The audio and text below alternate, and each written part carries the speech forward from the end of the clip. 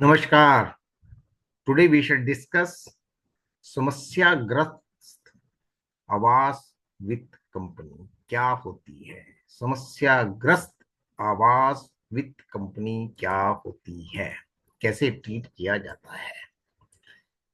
सो housing finance companies companies act 1956 में पंजीकृत होती हैं और ज्यादातर आवास उद्देश्यों के लिए ऋण या वित्त प्रदान करने के व्यवसाय में लगी हुई होती हैं। 2019 में इसका रेगुलेशन करने का पावर्स भारतीय रिजर्व बैंक को ट्रांसफर कर दिया गया, जबकि उससे पहले नेशनल हाउसिंग बैंक द्वारा विनियमित या रेगुलेटेड होती थी।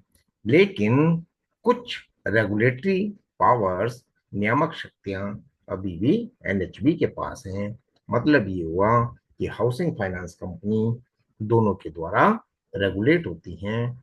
कुछ पावर्स एनएचबी के पास हैं और कुछ पावर आरबीआई के पास है।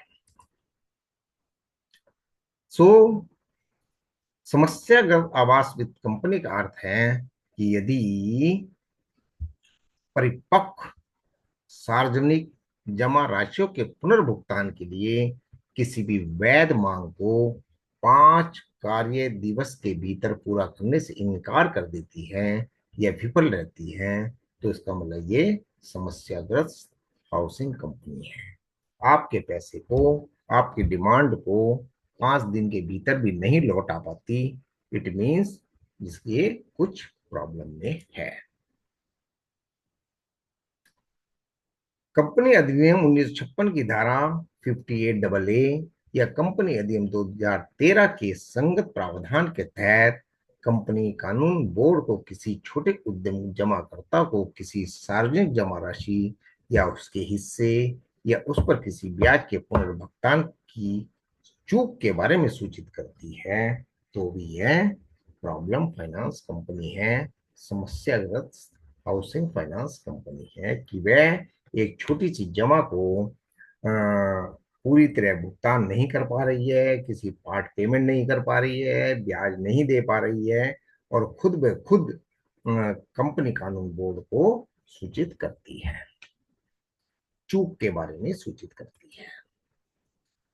तीसरा, यदि अपनी जमा राशि दायित्वों को पूरा करने के लिए तरल परिसंपत्ति प्रतिभूतियों को वापस लेने के लिए रिजर्व बैंक से या एनएचबी से संपर्क करती है कि मुझे कुछ ये लिक्विड एसेट्स जो अंडर प्रोविजन, स्टैट्यूटरी प्रोविजन के तहत रखी होती हैं, उनको वापस मांगता है कि मुझे डिमांड पूरी करनी है।